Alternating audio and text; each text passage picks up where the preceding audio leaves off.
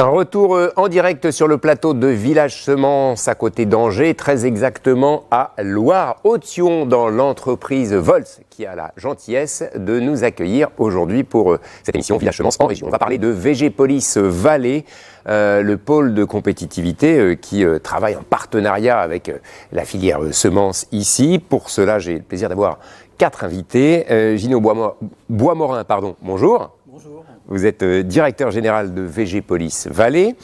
À vos côtés, Thierry Jeunet, bonjour. Bonjour. Directeur des technologies chez HM Close. Tout à fait. Les graines closes, c'est ça? Ouais, les graines closes. C'était ça. N'oubliez pas de mettre le micro bien près de la bouche, merci.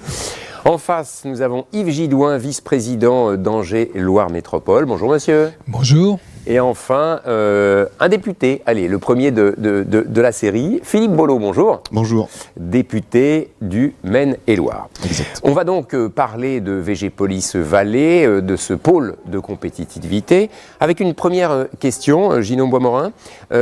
Comment est-ce qu'on définit un pôle de compétitivité et en l'occurrence VG-Police Valais ? Alors un pôle de compétitivité, c'est une structure en fait qui associe différents acteurs et en particulier les entreprises dans un domaine spécialisé. Donc il y en a aujourd'hui une 50aine en France, ils ont été créés il y a maintenant presque 15 ans. Des entreprises, des laboratoires de recherche et des centres de formation. L'idée, c'est quoi? C'est de faire avancer la recherche, de mettre en œuvre des solutions pratiques, utilisables par des entreprises, c'est ça? C'est agréger des compétences pour trouver des solutions? Alors, c'est effectivement cette notion d'agrégat est intéressante, c'est-à-dire que l'objectif pour développer de la compétitivité, c'était au départ d'abord de générer des innovations. Et ce qu'on s'est aperçu, c'est que pour générer ces innovations, il fallait favoriser la mise en relation avec ces acteurs, entreprises, recherche et formation, et bien sûr entre les acteurs, parce que ce qu'on s'aperçoit aussi, c'est que des acteurs peuvent être sur un même territoire et avoir peu de collaboration. Ils ne se connaissent pas forcément, du moins ils ne travaillent pas forcément ensemble, c'est pas toujours évident. Ils peuvent se connaître, mais pas forcément travailler ensemble, soit parce qu'ils ont le sentiment que pour des questions de stratégie interne, ça peut être compliqué, ou soit parce qu'ils sont sur des domaines qui sont sensiblement différents, alors qu'au contraire, il y a des sources de fertilisation croisée qui sont extrêmement intéressantes. Le job si je puis dire, de VG-Police Valais, justement, c'est quoi? Vous êtes un bureau d'accueil et dire, bon ben, on va ensemble faire des choses, on va vous faire rencontrer, vous faire travailler sur des projets concrètement. Alors concrètement, donc VG-Police Valais, en fait aujourd'hui c'est donc un pôle qui est dédié aux productions végétales. On a l'habitude de dire que nos acteurs, nos membres vont de la génétique aux usages dans le domaine du végétal. Et notre rôle, c'est de favoriser l'interconnexion entre ces acteurs et faire en sorte que, à travers tout un panel d'animations que je pourrais évoquer tout à l'heure, eh bien, faire en sorte que ces gens se croisent, qu'autour de certaines idées, ils aient envie d'avancer ensemble et nous, on les accompagne pour passer de l'idée au projet, ce projet pouvant être un projet collaboratif innovant. Donc le mot collaboratif veut bien dire qu'il y a plusieurs types d'acteurs. Ça peut être aussi des projets individuels, ça nous arrive parce que tout simplement, pour des questions de stratégie, il n'y a pas souhait de partager l'information. Alors, on verra en détail un certain nombre d'actions. À vos côtés, donc, je le disais, Thierry Jeunet, directeur des technologies chez HM Close. Oui. Votre entreprise, justement, travaille, réfléchit avec VG-Police Valais, justement, sur des projets, des solutions, de la recherche. Concrètement, vous êtes un peu un utilisateur, si j'ose dire, des services et des conseils imaginés? Tout à fait. Tout à fait. Donc, ce que nous apporte VG-Police, c'est d'abord un accès à tout l'écosystème de la recherche horticole de la région. C'est très actif. Il y a des centres de formation, il y a l'INRA, l'agrocampus, l'université. Donc, pouvoir travailler avec tous ces acteurs. Pourquoi c'est important? En quoi est-ce important, justement, d'avoir j'ai envie de dire cette clé ou cette solution? Ça apporte quoi? Ça permet de gagner quoi? Ça permet d'être plus efficient, d'avoir concrètement, pour ceux qui ne connaissent pas forcément VG-Police Valais, et du coup, ce que ça peut apporter. Donc, ça permet de monter des projets innovants qui, pour notre R&D interne, sont peut-être trop amont ou trop exploratoires. Utilisation de technologies qu'on ne maîtrise pas. Et donc, Végépolis Vallée, et entre autres, au travers de son centre R&D aussi, va nous permettre d'accéder à ces technologies qui sont présentes sur la région ou dans le centre, et puis de travailler sur ces thématiques un peu innovantes. C'est une formidable boîte à outils, point de solution de recherche, d'appui, effectivement. Oui, d'appui. Sans cet outil-là, un certain nombre d'entreprises seraient peut-être un peu handicapées ou moins bien équipées, peut-être en matière de R&D, par exemple, ce que vous dites. Tout à fait, oui. Gino Bois-Morin, il y a quelques exemples concrets qu'on pourrait donner pour illustrer peut-être un petit peu le propos qu'on a évoqué ici avec Thierry Jeunet. Oui, alors il y a des exemples dans les animations qu'on peut être amené à conduire. Donc les animations, elles ont plusieurs finalités, soit évidemment d'aboutir à des projets R&D quand la thématique est déjà bien cernée. Donc là, on va quelque part déjà avoir identifié des acteurs susceptibles d'être intéressés par le sujet. Alors des acteurs, ça peut être quoi? Ça peut être une start-up qui vient en appui, par exemple. Ça peut être une start-up qui va être dans une logique d'apporter des solutions à des problématiques. Nous-mêmes, on organise aussi un concours où on appelle à manifestation d'intérêt des start-up à l'échelle nationale. Et ces dernières, en fait, font état de ce qu'elles sont en mesure d'apporter. Et la dernière fois qu'on a lancé ce concours, il y a une structure BOSS qui a répondu à des solutions pour les acteurs de la semence, dans un système de priming, c'est-à-dire en fait une technique qui vise à... Mais là, je pourrais laisser parler les spécialistes, mais qui vise à faire en sorte qu'on facilite la germination et qu'en quelque sorte, on améliore le taux de succès de la levée des plantules. J'ai une petite parenthèse. Thierry Jeunet, typiquement, voilà un exemple concret qui peut accompagner les professionnels des semences, c'est ça? Oui.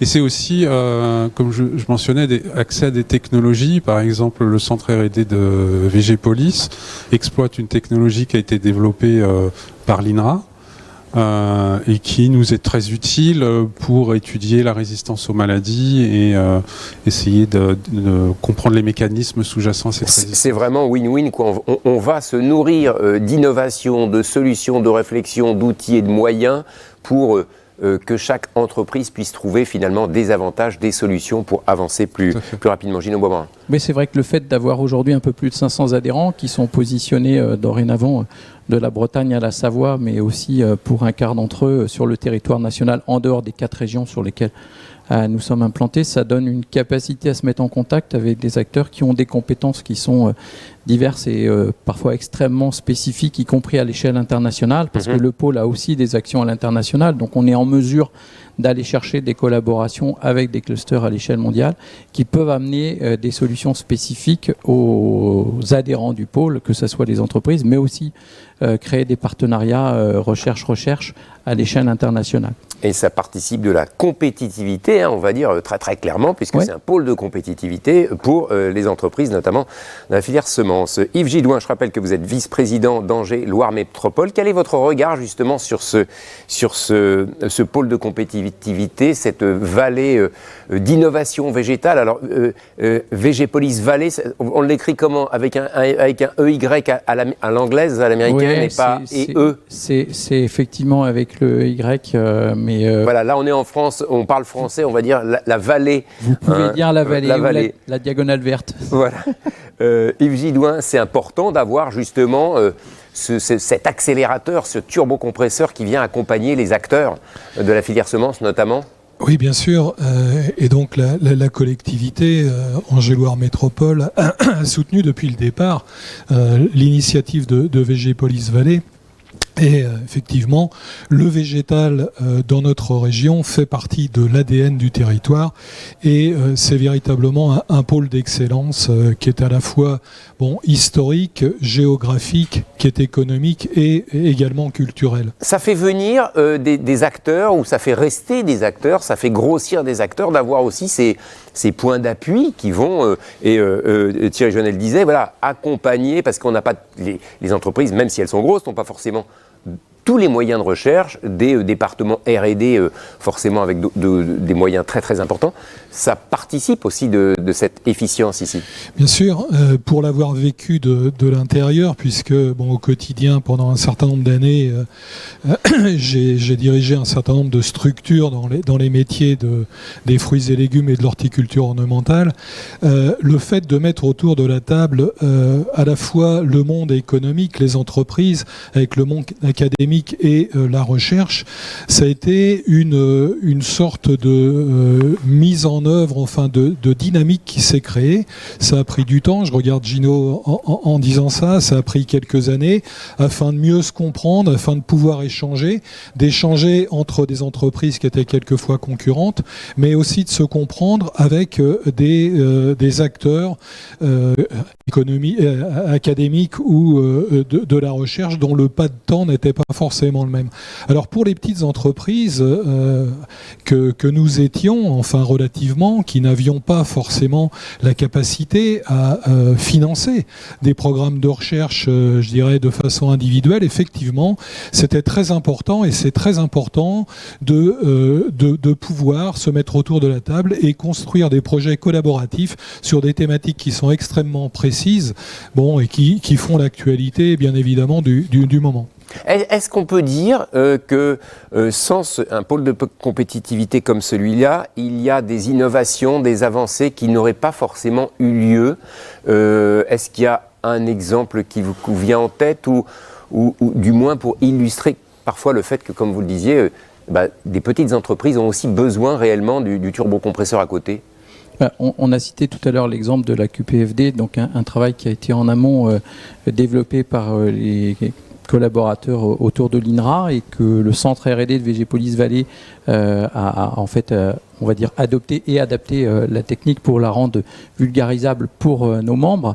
On évoquait tout à l'heure cette notion d'attractivité. On a vu arriver soit des entreprises qui ont concentré leurs efforts en termes de développement. Et ici, on est dans la maison Vols. C'est un exemple tout à fait, puisque quand ils se sont installés sur ce site-là, ils étaient une petite dizaine de collaborateurs. Voilà, aujourd'hui ils sont à l'aise, les 10. Ils sont plus que ça, évidemment.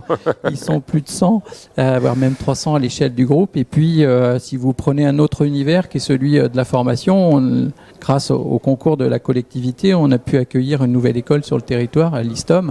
Donc il y a vraiment des effets de synergie. Ça catalyse, quoi. Ça catalyse les entreprises quand elles s'interrogent, par exemple, dans la restructuration ou de leur force de développement, où est-ce qu'elles les mettent. Et effectivement, le fait d'être au cœur d'un écosystème qui lui-même est porteur, quelque part, ça concourt, pour reprendre votre expression, c'est du win-win, quoi. Philippe Bollot, je le disais, député du Maine-et-Loire, ingénieur agro à la base. Également ingénieur agronome. Au début, vous avez bien commencé, pourtant tout allait bien. Et puis mais tout va bien, je continue à défendre les causes de l'agriculture et de l'agronomie à l'Assemblée. Justement, votre regard de député sur évidemment cet écosystème que vous connaissez, quelle importance ça a d'avoir à la fois des acteurs de la filière, d'avoir un pôle de compétitivité, justement, c'est quelque chose d'important pour une région. Oui, effectivement, c'est indiscutable et facile à démontrer. Ça nous permet d'avoir un tissu industriel qui est accompagné, donc qui permet de se développer, de grossir en accueillant de nouvelles entreprises, de faire venir autour de lui des entreprises qui ne sont pas nécessairement que des agriculteurs ou des maraîchers, mais celles et ceux qui vont les accompagner dans la réalisation de leur métier. C'est aussi la recherche, ça a été évoqué. C'est quand même 450 chercheurs sur l'agglo d'Angers qui sont concernés par ces sujets-là. Et puis viennent se greffer aussi dessus les sujets de la formation. On a quand même 3 établissements, 5 établissements, en comptant bien. Nous avons l'école supérieure d'agriculture d'Angers, Agrocampus, anciennement école de l'horticulture et du paysage, et puis l'ISTOM, puis les 2 universités, l'université d'Angers et l'université catholique de l'Ouest, avec là aussi des compétences qui se créent. Donc vous voyez, on est avec ce genre de fédération en capacé de faire naître de l'économie. Tout est réuni finalement. Ici, on parlait de la vallée de l'Othion tout à l'heure en disant voilà, il y a un sol, il y a un climat, il y a des acteurs, il y a des entreprises, il y a des structures. Finalement, c'est un exemple, je ne vais pas dire idéal, mais qui serait peut-être à reproduire peut-être un peu ailleurs. Alors, on ne va pas faire des pôles de compétitivité du végétal partout en France, mais arriver à cultiver ce type de structure, c'est intéressant. Oui, parce que par ce type de structure, on a de la coopération qui est possible. On arrive à fédérer les énergies et finalement à mutualiser un certain nombre de choses pour aller plus vite vers l'innovation. Un exemple à suivre, j'ai envie de dire, vous en tant que député là-haut à l'Assemblée, et d'activer le maximum de choses pour qu'on pas reproduise l'identique ailleurs, bien sûr, c'est pas le sujet, mais qu'on s'inspire peut-être d'un modèle comme celui-là. Oui, tout à fait. Alors évidemment, dans le domaine du végétal, on va garder cette spécificité chez nous à Angers. Je représente le territoire. On va pas angevin. amener la vallée de l'Authion Mais ailleurs, dans d'autres en région domaines, PACA ou... dans d'autres domaines économiques, les choses existent et se fédèrent de cette façon-là. Gilles Boisborin, demain, si on se tourne un peu pour demain, c'est quoi la suite? On continue comme ça et puis tout roule, ou il y a des orientations avec les acteurs de la filière, comme par exemple, effectivement, HM Close et d'autres, comme avec Volz. Il y a des choses en gestation? Il y a toujours des choses en gestation, que ce soit sur le plan des thématiques, puisqu'on a des thématiques qui, au fur et à mesure de l'avancée dans le temps, deviennent de plus en plus prégnantes. Donc évidemment, en ce moment, on est sur des thématiques comme les phytosanitaires, mais on est en train de lancer des travaux assez conséquents sur la problématique de l'eau. Et nous sommes ici dans une vallée où le sujet est un sujet de toute première importance. Donc ça, c'est plutôt des évolutions en termes de thématiques. Bien sûr, on essaye aussi d'interner des évolutions, y compris par rapport aux forces que représente le pôle, puisque comme on est issu d'une fusion là, depuis 2 ans, on a aujourd'hui développé des capacités à accompagner les entreprises dans des domaines comme la nutrition, prévention, santé, et on voit qu'il y a de plus en plus de liens entre la façon dont on va produire les végétaux et l'impact santé que ça peut avoir. Donc le mot santé étant pour nous utilisé aussi bien sur la santé humaine et animale, mais ce qu'on aussi appelle le One Health aussi d'une certaine façon. Effectivement, ça devient vraiment quelque chose de prégnant. On est aussi toujours à l'écoute des opportunités de développement pour accompagner le maximum d'entreprises de notre territoire. On est aussi là avec la collectivité pour continuer à, assurer du développement territorial, donc soit pour faire venir toujours des entreprises ou en tout cas pour faire en sorte que celles qui sont sur notre territoire développent de nouvelles compétences et de nouvelles forces d'action. Donc ça bouge tout le temps. Et c'est aussi ce qui fait le charme d'un pôle de compétitivité, c'est de mettre sur la table des sujets émergents. Donc on a tout un volet veille et prospective qu'on propose à nos adhérents pour justement essayer de faire d'identifier des signaux faibles qui peut-être demain seront des préoccupations majeures des filières du végétal. Yves Gidouin, pour terminer, venir s'installer, travailler ici, parce qu'on dit aussi beaucoup là, avec tout ce qui se passe, venir un peu plus, quitter les grandes métropoles, aller dans les régions de France pour s'installer, pour travailler, pour vivre mieux, venir dans le coin, c'est aussi important, ça compte, et c'est plaisant. Alors, pour vendre un peu la région également. Absolument. Angers est d'abord la première ville verte de France.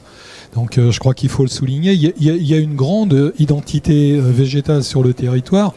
Et dans notre région, enfin j'espère que vous aurez un petit peu de temps pour la visiter, mais il y a des choses fantastiques à découvrir, bien évidemment sur le plan touristique, mais pour qui s'intéresse aux filières agricoles, effectivement, Angers c'est the place to be, et en termes d'attractivité du territoire dans le monde du végétal, nous sommes reconnus largement au-delà des frontières, et je regarde nos amis professionnels, quelque part que nous soyons dans le monde, Angers est connu pour l'écosystème qu'il propose. Et effectivement, c'est vraiment la capitale du végétal. Merci à tous les 4 d'être venus nous parler du dynamisme et des solutions qui sont à disposition de l'ensemble des acteurs du monde agricole, du végétal, on l'a vu, notamment les acteurs de la filière semences et plants. On fait une petite pause avec un épisode de Brève de bio et on se retrouve juste après, ici, à côté d'Angers. Je sais que les producteurs sont des producteurs bio, c'est ce qui m'intéresse. On va attendre que la voiture passe.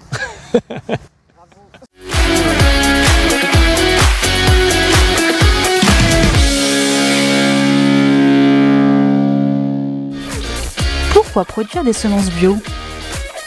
Alors la production de semences biologiques, de semences potagères, donc de légumes, permet sur une petite surface d'avoir une activité assez rémunératrice pour 3 à 4 personnes.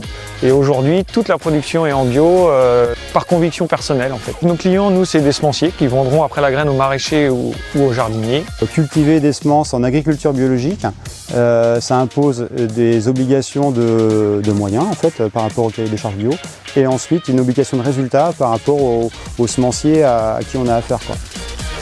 C'est si important que ça de développer l'agriculture bio?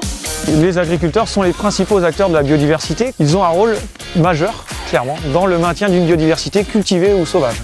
Ma plus grande fierté, c'est d'aujourd'hui de continuer à produire de la semence biologique parce que c'est quand même très exigeant. Agriculteurs multiplicateurs et maraîchers, pour moi c'est très complémentaire. La qualité, ça c'est capital. La diversité dans un panier de légumes, ça c'est essentiel. Carottes, pommes de terre, poireaux, fenouil, champignons, céleri, rutabaga, radis, 3 variétés. Je trouve que c'est aussi beau qu'un bouquet de fleurs.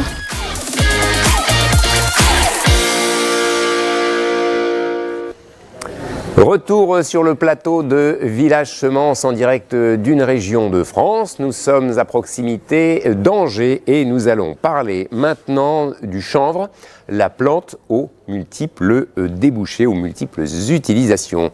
Pour cela, j'ai le plaisir d'avoir un invité. Il s'agit de monsieur Jacques Martin. Bonjour. Bonjour. Vous êtes directeur de MTIT. Président. Président, pardonnez-moi. Oui. Alors vous êtes monté en grade, excusez-moi, c'est une bêtise. MTIT, on rappelle ce qu'est la société exactement? Oui, donc MTIT, c'est une coopérative de 145 adhérents. Pour cette année, 1800 hectares de multiplication de semences. 30 salariés. Spécialisés dans la semence de chanvre. Semence de chanvre, on le seulement. Précise. Voilà.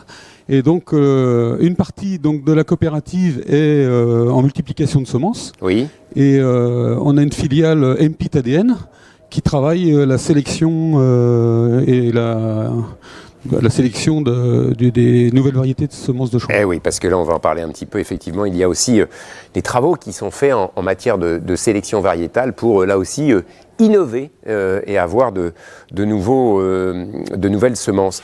On revient un petit peu sur le chanvre. Tout le monde ne connaît pas forcément. Quels sont les usages du chanvre aujourd'hui et peut-être un peu demain? Ok, donc les usages d'aujourd'hui, donc c'est le chanvre industriel, donc c'est notre premier métier.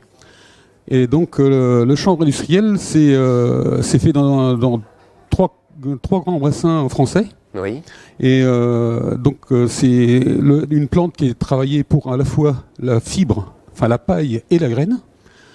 Donc la graine, ça peut être transformé en plusieurs choses, en graines alimentaires qui se développent en ce moment. Donc on fait, j'ai ramené des échantillons. Ouais, devant vous, qu'est-ce que c'est? Ça montre donc ça c'est de la graine décortiquée. Ouais. Donc où on enlève l'écorce de la graine et on récupère seulement l'amande. Donc c'est un produit qui est très riche en protéines et qui est très utile en alimentation humaine. Ah ok. Et une protéine qui est très très riche et qui est... À titre de curiosité, ça peut se consommer comment justement en ça se consomme en céréales au petit déjeuner, en plat même en accompagnement de salade. On fait cuire comme des petites graines qu'on peut voilà, ou crues ou voilà. Ouais. D'accord. Ça c'est une des utilisations par exemple. Voilà. Et donc au niveau de la graine de chènevis qui est présentée comme ça là, et qui... Reposez-le bien devant comme ça. Reposez-le. Voilà, reposez le petit pot comme ça on peut le voir. Donc ça c'est la graine à l'état brut qui sert à la fois là pour alimentation des oiseaux, poissons et c'est le débouché initial jusqu'à maintenant. D'accord. Et puis après la paille qui est transformée à la fois donc dans le bois. Devant. Approchez-le un petit peu devant la caméra, encore un petit peu. Voilà. Peut-être que là on donc là c'est le bois. Donc c'est la chènevotte, donc c'est un produit qu'on trouve dans les paillages de massifs de fleurs et tout ça. Pour éviter qu'il y ait des repousses. Des repousses d'herbe. Et ça a une utilisation aussi très importante dans le bâtiment, avec un mélange de chaux. Et aujourd'hui, nos bureaux sont faits complètement en chanvre, donc un mélange chaux-chanvre avec des murs de 40-42 cm d'épaisseur. Et on appelle ça les bâtiments énergie positive. Ok. C'est à la fois un isolant et ça rentre dans la composition du matériau des murs, c'est ça? C'est ça. Ça sert à la fois isolant chaleur et froid. C'est-à-dire que dans l'idée, là, nous, ça fait 1 an que nous sommes dans nos bureaux et le chauffage n'a pratiquement jamais fonctionné. D'accord. Et le dernier pot que vous avez... Le dernier, ça c'est la fibre. Donc la fibre, c'est un des produits nobles du chanvre, donc qui servent. Donc le premier débouché, c'est la pâte à papier. Oui. Et après, on a des fibres techniques qui rentrent dans des formations, qui rentrent dans les fabrications de tableaux de bord dans les voitures. J'ai ramené un système, une planche à voile. Ah oui, derrière vous, vous n'êtes pas venu en surf, mais en fin de compte, ça c'est quoi? C'est une surf qui est faite en partie avec du chanvre, c'est ça? Avec de la fibre technique, donc c'est des fibres qui sont travaillées comme du textile, quoi. Ouais. Et donc ça, c'était construit en Australie. On a récupéré au niveau de notre filiale. D'accord. Donc ça, on voit bien que effectivement, ce chanvre peut servir à beaucoup de choses, aussi bien des graines à manger pour l'homme ou pour les petits poissons. Voilà. Et puis de la paille pour faire de l'habitat contemporain qui participe des économies d'énergie, puisque effectivement ça présente des avantages. Et enfin des produits assez étonnants comme cette planche de surf. Elle est disponible sur le marché ou pas, cette planche? Là, on a fini d'Australie. En France, je ne sais pas, à travailler. Peut-être. Il nous manque de vagues un petit peu. Peut-être que du côté de Biarritz, ça allait dire ça. Ceux qui sont du côté de Biarritz, ils vont dire manque de vagues, on verra.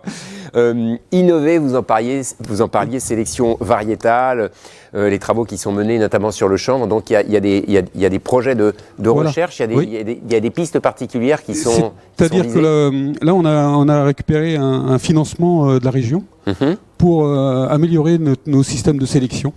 C'est-à-dire que dans notre projet, on a eu 2 millions d'euros de subventions de la région des Pays de Loire pour donc travailler sur tout ce qui est laboratoire et les nouvelles variétés de chanvre. Il y a des pistes particulières dans ces nouvelles variétés. On veut quoi? Un chanvre qui soit peut-être plus orienté encore alimentation, habitat ou...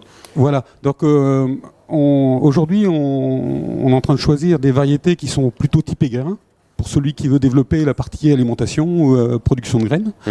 Et on a des variétés qui sont typées fibres techniques, et pour que dans ce cas-là, la plante, elle est récoltée seulement pour la tige, elle n'est pas récoltée pour la graine. D'accord. Donc on vise vraiment des usages particuliers, donc des variétés avec des fibres de très grande qualité, quoi.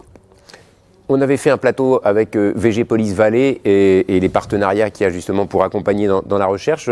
VG Police Vallée, ça vous inspire, les moyens, les startups? Complètement. On est complètement adhérent à VG Police et on suit ça, tout ce qui est nouveauté, tout ce qui est un petit peu original, on y croit vraiment. D'accord. Et le chanvre là-dessus, on a beaucoup à inventer pour les nouvelles créations. Évidemment, quand on parle de chanvre, merci Jacques Martin de ces explications. On voit bien que le chanvre, c'est vraiment une plante aux multiples débouchés. Ce n'est pas fini. Dans la région, on compte dessus. Quand on parle de chanvre, on parle aussi, bien sûr, de cannabis.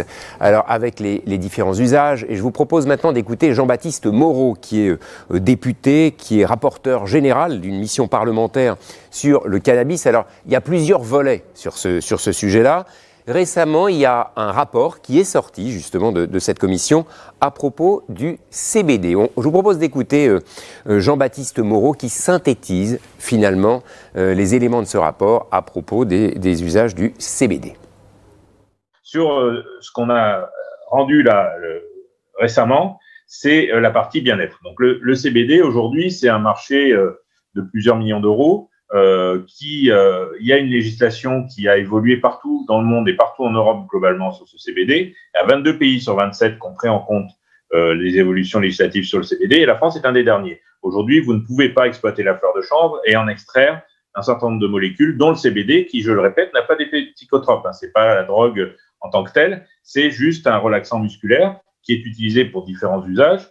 Et aujourd'hui, il y a un arrêt de la Cour de justice européenne qui est sorti au mois de novembre, qui nous impose aujourd'hui à la France, pour être conforme aux règles européennes, d'accepter la commercialisation de ces produits à base de CBD issus de fleurs. Parce que jusqu'à présent, on pouvait commercialiser, mais c'était du CBD synthétique, donc fabriqué en labo, mais pas celui qui est extrait de la fleur, ce qui était totalement incohérent. Et donc, la Cour de justice européenne, dans une affaire qui est dite l'affaire Canava, a rendu sa décision. Aujourd'hui, on doit commercialiser. Donc, soit on produit en France et on peut créer de l'emploi sur nos territoires, donner un revenu supplémentaire aux agriculteurs, soit on va se contenter d'importer, mais de toute façon, de fait, le CBD va être commercialisé dans notre pays. Votre rapport, du coup, là, vous avez fait le constat. Bien. Le rapport, maintenant, qu'est-ce qu'il dit? Qu'est-ce qu'il a dit? Il dit qu'il faut réécrire l'arrêté de 1990 qui interdisait la commercialisation de CBD produit à base des plantes et que donc aujourd'hui, il faut changer cet arrêté de 90. Il est en cours de réécriture, le gouvernement s'est saisi de cela. Maintenant, il faut le réécrire dans le sens où les agriculteurs doivent pouvoir produire ce cannabis et des industriels doivent pouvoir l'extraire, le transformer et le mettre dans des crèmes cosmétiques, dans des huiles, dans des gélules de compléments alimentaires, tout un tas d'usages qui aujourd'hui, on a aujourd'hui, il faut savoir, des sodas au CBD, par exemple, qui sont en train de se commercialiser aux États-Unis. Donc, et c'est totalement irrationnel. Les raisons qu'on nous a opposées pour ne pas évoluer là-dessus, et maintenant la Cour de justice européenne nous l'impose, donc on n'aura pas le choix que d'évoluer, mais elles sont totalement irrationnelles. Il y a pour vous un véritable enjeu pour toute la filière chanvre, j'imagine, selon vous, en France, il y a véritablement un enjeu?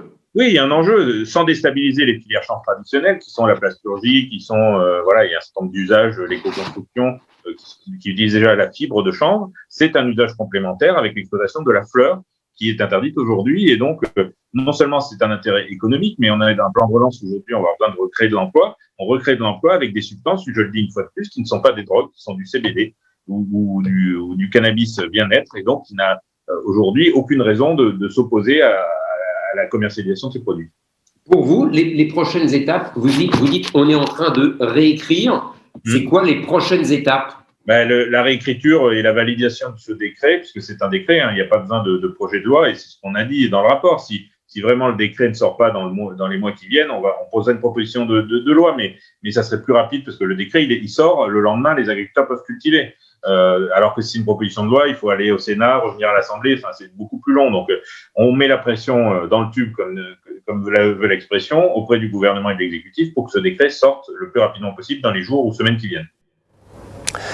Retour sur le plateau de Village Semences, à proximité d'Angers, dans l'entreprise des graines Vols. On va maintenant parler des semences bio avec deux invités. Tout d'abord à ma gauche, Dominique Velay, bonjour. Bonjour. Vous dirigez, vous avez fondé, je crois d'ailleurs, la ferme Sainte-Marthe, et vous appelez ça une maison semencière. Oui, alors je ne l'ai pas fondée. Elle a été fondée en 1974, mais je la dirige depuis maintenant presque 15 ans avec Arnaud Darsonval, mon associé. Le terme de maison semencière, c'est un parti pris, ça, quelque part?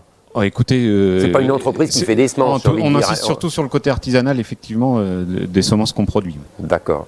En face, et à ma droite, Emmanuel Laurent, bonjour. Bonjour. Vous êtes ingénieur en charge des actions potagères à la FNAMS et responsable du service semences potagères à la FNAMS. On rappelle, c'est la Fédération nationale des agriculteurs multiplicateurs de semences. Voilà, ça j'aime bien qu'on rappelle.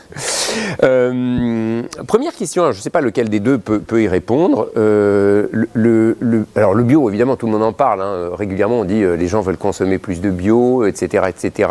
Il y a une tendance de la part des consommateurs, bien sûr, dans l'absolu, de vouloir manger des produits toujours plus sains, avec le moins d'intrants possible, c'est normal. Est-ce que dans l'univers des semences, il y a aussi ce mouvement, cet écho qui va se répercuter auprès des semenciers pour tendre vers ça? Allez, lequel des deux? Alors j'y vais. Dominique Velay. Effectivement, ça fait maintenant, donc depuis 1974 que la ferme de Sainte-Marthe propose des semences bio. On voit bien qu'entre la période du début et la période actuelle, l'engouement n'est pas le même pour ces productions. Définitivement, nous, le côté agriculture biologique semblait être une évidence quand on a repris, donc maintenant il y a 15 ans. Pour autant, effectivement, en 1974, le bio n'était pas si évident que cela. Et les crises actuelles, qu'elles soient financières, alimentaires ou sanitaires, poussent effectivement les gens vers une meilleure connaissance de ce qu'ils mangent. Quand on dit ça a changé, etc., bon d'accord, mais concrètement ça veut dire quoi? Il y a vraiment plus de professionnels qui s'y mettent, parce qu'il y a une demande bien sûr, après on parlera de prix, mais c'est une autre histoire. Ça veut dire que concrètement il y a des acteurs de la filière semences notamment, mais pas que, qui s'y mettent davantage? Oui, il y a de plus en plus. Alors, bon, ça reste encore effectivement des petites surfaces, mais si on prend l'exemple des semences potagères, ça augmente pas mal. En 2016, par exemple, il y avait autour de 400 hectares au niveau national et maintenant il y en a 1000. En Pays de Loire, les surfaces ont triplé. Il y avait moins de 70 hectares, il y en a 180 aujourd'hui. Le nombre de multiplicateurs aussi augmente. Il y a un mouvement réel. Il y a un mouvement parce que c'est du concret de terrain. Oui, c'est ça que je veux dire. C'est du concret de terrain. Après, comme il y a aussi aujourd'hui une obligation, depuis déjà plusieurs années, mais une obligation à utiliser de la semence bio pour produire bio. Bon, du coup, effectivement, ça c'est clair pour ceux qui nous écoutent. Effectivement, aujourd'hui, un légume qui est affiché bio sur un marché ou dans une grande surface, il a à l'origine une semence bio. Oh là. Je ne connais pas les chiffres. On va dire que parce qu'il y a encore des demandes de dérogation possibles. Voilà, il y a les fameuses demandes de dérogation qui permettent quoi? Soyez clairs. Qui permettent d'utiliser effectivement des semences conventionnelles pour de la production maraîchère bio. Voilà, donc des semences qui ne sont pas bio au départ pour faire un produit bio à l'arrivée. En fait, on a un catalogue commun qui demande aux semenciers, notamment aux semenciers en agriculture biologique, de déclarer leur production ou en tout cas leur stock. Et qui permet effectivement aux maraîchers de dire si je ne trouve pas la variété dont j'ai besoin dans cette liste-là, j'ai le droit à une dérogation. Par défaut, je peux m'alimenter. Voilà. Votre entreprise, donc, au catalogue, j'avais noté quelques chiffres quand on avait préparé cette émission, 1500 variétés, un tiers, à peu près, un tiers produit chez nous. Allez, quelques chiffres clés qui montrent un petit peu l'ampleur de... Oui, effectivement, on a décidé de renforcer petit à petit la production, parce que historiquement, c'était plutôt une maison de distribution, donc qui achetait ses semences chez les uns chez les autres. On a renforcé depuis 2014 la production avec donc un tiers de nos espèces en production propre, un tiers chez des agriculteurs multiplicateurs. Donc on a un réseau relativement limité avec 5 à 10 agriculteurs multiplicateurs plutôt dans la vallée de l'Authion, donc plutôt dans la région. Même si on commence la vallée des Semences, même si on commence un peu dans la Drôme. Et puis le dernier tiers, effectivement, en négoce pur. Donc on travaille avec nos confrères semenciers, notamment en Europe, puisque chaque pays d'Europe a développé cette petite offre de semences artisanales bio. Vos clients sont des particuliers, c'est ça? Oui, majoritairement des particuliers. On travaille beaucoup le jardinier amateur qui aime la diversité. Pour son jardin. Et votre clientèle, justement, vous la voyez évoluer ces derniers temps, ces dernières années, peut-être cette dernière année? Alors définitivement, la clientèle a déjà rajeuni énormément, puisque historiquement, c'était plutôt les anciens qui nous commandaient des semences potagères de variétés patrimoniales, on va dire. Et petit à petit, les citadins et les plus jeunes, effectivement, se sont mis à vouloir effectivement... Vous voyez la différence, c'est ça que je veux dire. C'est du concret, c'est du réel. C'est du concret. Alors, déjà, il y a beaucoup plus de consommateurs de semences. C'est-à-dire que généralement, les gens préféraient acheter des légumes, voire des plants. Maintenant, on commence à avoir des collectionneurs, des vrais amateurs qui souhaitent partir de semences parce qu'il y a plus de diversité, tout simplement. C'est intéressant de voir ce mouvement. Emmanuel Laurent, à la FNAM, je crois que vous accompagnez justement, vous mettez en place un certain nombre de solutions pour accompagner les professionnels vers la production de semences bio? Oui, tout à fait. Enfin, on travaille effectivement. Alors depuis les années 90, on a commencé à travailler sur les semences bio à la FNAMS au niveau national. On avait édité d'ailleurs des fiches techniques en collaboration avec l'ITAB au début des années 2000. On continue à travailler là-dessus. On met en place des expérimentations pour essayer, parce que produire des semences bio, c'est pas toujours facile. Il y a des espèces pour lesquelles c'est plus facile que d'autres. Il y a des types de marchés qui vont permettre de produire plus facilement parce que sur des petites surfaces. Mais par contre, si on veut produire pour je vais dire n'importe quoi, mais pour de la carotte d'industrie, par exemple, évidemment, là, il faut des plus grandes quantités, donc ça devient c'est plus compliqué. Ce que vous voulez dire, il n'y a pas une solution unique en disant, produire de la semence bio, c'est le mode d'emploi 1. Point. Non, il y a vraiment... Il y a énormément de... Il y a des contraintes, il y a de la méthodologie, il y a une réflexion à avoir sur les objectifs, les enjeux. De toute façon, il y a des enjeux. Il faut que la semence, elle respecte le cahier des charges de la semence, et puis il faut aussi qu'elle respecte le cahier des charges biologique. Donc double réglementation, donc double contrainte. C'est pas forcément facile. comment dire, il y a beaucoup de il y a le désherbage, la maîtrise de l'enherbement, c'est quelque chose de compliqué. Même oui, parce que le bio, c'est moins de produits phytosanitaires, moins de désherbants, c'est plus. C'est pas de désherbant. Pas de désherbant. Donc c'est une méthode de production de semences qui évidemment n'est pas la même. On est d'accord. Définitivement. Et alors après, vous avez effectivement expliqué la problématique des surfaces et forcément. La bio est beaucoup plus facile à utiliser sur des petites surfaces puisque la monoculture est un peu antinomique avec la culture biologique puisque la culture biologique c'est de l'anticipation, c'est des équilibres qu'il faut retrouver, qu'il faut essayer de retrouver avec des haies, évidemment, avec des auxiliaires de culture, avec tout ce qui peut être enseigné par la FNAMS pour les agriculteurs multiplicateurs. Et donc c'est antinomique avec de la culture, de la monoculture. Pardonnez-moi, allez-y. Oui, non, je voulais dire, il y a des choses qu'on travaille et qui sont, à mon avis, très intéressantes, qui vont devenir intéressantes, c'est des associations de culture, justement, notamment pour tout ce qui est maîtrise des ravageurs. Ça, c'est quelque chose même en conventionnel, il y a des espèces pour lesquelles on a de plus en plus de mal à produire à cause des problématiques de bioagresseurs et notamment de ravageurs. Et donc on travaille effectivement, on va voir si en termes d'association de culture, on peut pas, les cultures peuvent pas s'entraider. Est-ce qu'il est caricatural de dire que revenir à la production de semences bio, c'est finalement redécouvrir des pratiques antérieures. Vous parliez des cultures qui, côte à côte, vont s'apporter. Il y avait quand même de l'existant qu'on a enlevé pendant tout un temps, on ne va pas se mentir, ne parlons que des haies, c'est un exemple, la grande surface était anéantissée toutes les haies qui soient, on fait 1000 hectares d'une culture, point final. C'est revenir finalement à certaines pratiques antérieures. C'est pas être rétrograde que de dire ça, non ? Un peu, quand même, je suis pas trop d'accord. Je suis pas forcément d'accord. Vous avez le droit, heureusement. Il y a des pratiques ancestrales qu'on a oubliées et qui sont intéressantes à remettre au jour, mais il y a aussi plein d'innovations qui vont apporter et qui apportent Ce que vous voulez dire finalement, c'est aussi dans la recherche, dans les découvertes que l'on fait aujourd'hui sur le monde du vivant, qui mis en œuvre va participer au développement sur le monde du vivant et sur la mécanique et sur, il y a plein d'innovations aujourd'hui qu'on n'avait pas hier, qu'on n'avait pas hier et qui vont permettre effectivement de produire. Donc non, je pense que Dominique Velay. Mais ça dépend. Il en faut pour tout le monde. Non, il en faut pour tout le monde. La problématique pour moi, elle est double. Elle est une population beaucoup trop nombreuse. On le voit encore une fois avec le coronavirus, qui est sans doute un signal qu'on peut prendre, en tout cas qu'il faut enregistrer. Définitivement, moi je reste persuadé qu'on va être obligé d'aller à deux vitesses, c'est-à-dire que l'agriculture biologique ne peut pas effectivement s'adapter à des grandes cultures et l'agriculture étant pour moi contre nature. Alors je suis un peu violent sur un plateau effectivement qui doit parler de semences, mais l'agriculture est contre nature par principe puisqu'elle repousse la faune dont on n'a pas besoin loin des cultures.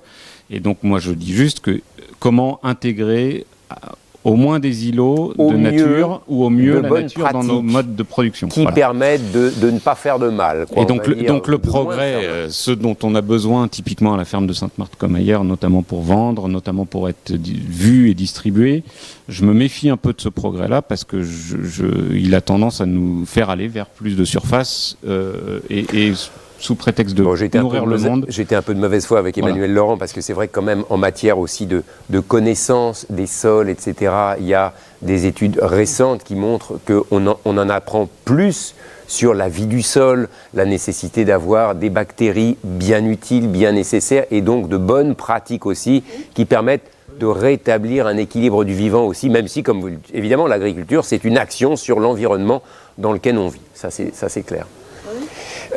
Comment est-ce que les acteurs justement de la filière semence voient ça aujourd'hui de leur côté, ils sont à l'écoute, ils sont en attente, ils sont en besoin ou ils y vont petit à petit parce que aussi c'est pas facile de changer?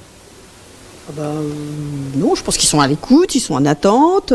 Après, je pense que franchement, on voit beaucoup de, on a beaucoup de questions, on a beaucoup de demandes. Voilà, c'est ça, c'est ce que je veux dire. Il y a un réel intérêt. Après, il y a un réel besoin, puisqu'il y a une demande, il y a vraiment une forte demande croissante Donc il y a un réel besoin. Donc c'est pour ça qu'il y a des agriculteurs qui aujourd'hui font la démarche de s'installer en culture biologique. Notre président à la FNAMS est un agriculteur. On l'a reçu, donc, voilà. tout à fait. Il y est venu et lui-même se veut un peu le porte-étendard. Je ne veux pas trahir ses propos, mais c'est ça un peu le porte-étendard aussi, en montrant l'exemple, tout en disant bien qu'évidemment tout est possible. Après, je pense faisable. que voilà, je pense qu'après il faut pas opposer tous les types de production. Il y a la production biologique, elle a son importance, elle est en croissance, il y a une forte demande, il y a des besoins, donc il faut accompagner ce mouvement, il faut le faire progresser, etc. Après, ça sera peut-être pas quand même demain, tout sera pas biologique. Dernier point, est-ce que la pression administrative, réglementaire et autres peut être une pression positive? J'ai envie de dire, vous allez me dire certainement oui. Enfin, je vais essayer de dire oui, non. Même si je vais apporter des bémols, forcément. Oui, non, mais évidemment. Mais la pression, elle est effectivement à différents niveaux. C'est-à-dire que SEMAE, l'ancien GNIS, devenu SEMAE, que ce soit pas via le SOC et EcoCert, toutes ces réglementations, évidemment, font partie de notre quotidien. Moi, je reste persuadé que c'est tant mieux, parce que c'est comme les 35 heures, on peut le voir comme une contrainte ou comme un avantage. Il faut juste que nos structures s'adaptent. Le fait est que de temps en temps, on essaye d'être autour de la table pour faire évoluer la réglementation, parce que effectivement, les choses bougent, on est sur du vivant et qu'il faut échanger. Emmanuel Laurent, pour terminer. Là, je n'ai pas trop à rajouter par rapport à ce qu'elle vient de dire Dominique Velay. C'est certain que c'est aussi la réglementation qui a poussé au développement des cultures de semences bio. Donc, voilà, après, il faut que ça reste effectivement une réglementation positive.